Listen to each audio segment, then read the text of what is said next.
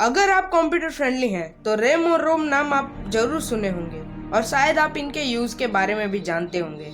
लेकिन अगर आप एक से लगने वाले इन दोनों टर्म्स के बीच अंतर नहीं कर पाते हैं तो आज का ये वीडियो आपके लिए है, जिसमें हम रैम और रोम के अंतर को समझेंगे।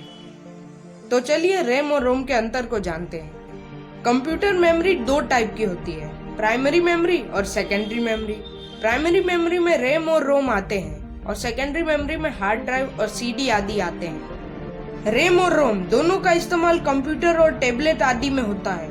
ये दोनों ही कंप्यूटर की इंटरनल मेमोरी होती है, इसमें डेटा स्टोर किया जाता है। आइए पहले रैम के बारे में थोड़ी जानकारी लेते हैं ताकि इनके बीच का अंतर आसानी से समझ सके। रैम एक तरह की प्राइमरी मेमोरी होती है। इसका full form random access memory होता है। इसे वोलेटाइल मेमोरी, मेन मेमोरी और फिजिकल मेमोरी भी कहा जाता है।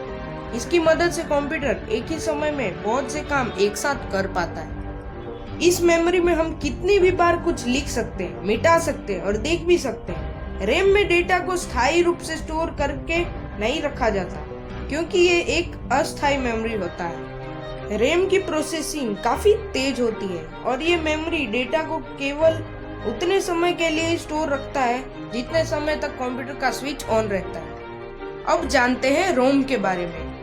रोम की full form read only memory होती है। ये परमानेंट मेमोरी होती है। इसमें प्रोग्राम्स पहले से ही स्टोर रहते हैं जिन्हें बदला नहीं जा सकता है और ना ही हटाया जा सकता है। उन्हें केवल पढ़ा जा सकता है, इसीलिए इसे रीड ओनली मेमोरी कहते हैं। कंप्यूटर का स्विच ऑफ होने के बाद भी रोम में स्टोर डेटा डिलीट नहीं होता है, इसलिए रोम को परमानेंट मेमोरी और नॉन वोलेटाइल मेमोरी भी कहते हैं। आइए अब रैम और रोम के अंतर को जान लेते हैं। रैम का इस्तेमाल टेम्पररी स्टोरेज के लिए होता है, जबकि रोम परमानेंट स्टोरेज के लिए इस्तेमाल होता है। रैम में बिना पावर के डेटा सेव नहीं रहता, जबकि रोम में बिना पावर भी डेटा सेव रहता है। रैम में डेटा स्टोर होने में ज्यादा समय नहीं लगता है, जबकि रोम में डेटा स्टोर होने में ज्यादा समय लगता है। रैम डेटा को सीपीयू के जरिए एक्सेस किया जा सकता है, जबकि रोम के डेटा को सीपीयू एक्सेस नहीं कर सकता। रैम के बिना मदरबोर्ड काम नहीं कर सकता, जबकि रोम का होना मदरबोर्ड के लिए कंपलसरी है। रैम की प्रोसेसिंग फास्ट होती है, जबकि रोम की प्रोसेसिंग स्लो होती है। रैम महंगी मेमोरी होती है, जबकि रोम तुलनात्मक रूप से सस्ती होती है। रैम का साइज बहुत बड़ा हो सकता है, लगभग